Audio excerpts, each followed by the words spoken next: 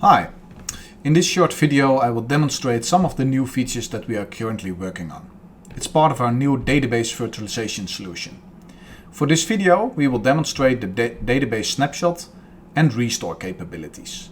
Let's first take a look at this environment inside runtime. This is not a normal reference to an existing database, but a reference to a virtualized database. So with a virtualized database you've got two new tabs over here. You've got your container information of the virtualized database running this image with these environment variables, with this volume configuration, a port mapping, also the logging of this container. But we also have the option to see the snapshots. We currently have two snapshots in this environment. So let's take a look inside of the database. So this is the Beaver, and let's connect to this database.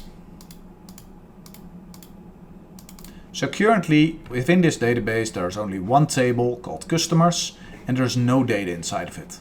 So if I want to bring any test data inside of this database, I can typically use a restore or backup software to load the data inside of this database. However, with virtualization you can also use our snapshot and restore capabilities to load the data. So let's go back into runtime, and we've got a second snapshot over here, so let's restore it.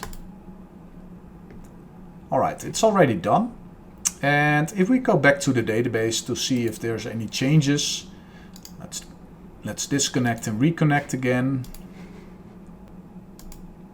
Alright, let's take a look. We can already see that there is a lot more data inside of the customer table. 3.9 gigabytes of data. I think it's around 15 million customers. So let's make some changes inside of this data. I've got a simple update scripts which will change the type into changed when the first letter begins with an M. So let's run this script. It's updating like 15 million customers, so it may take a while.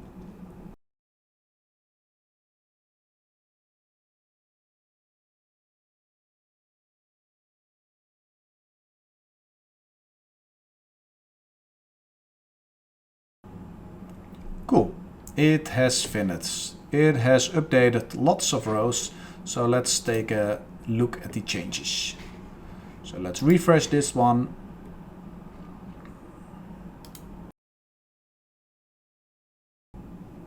And here we can see the change data.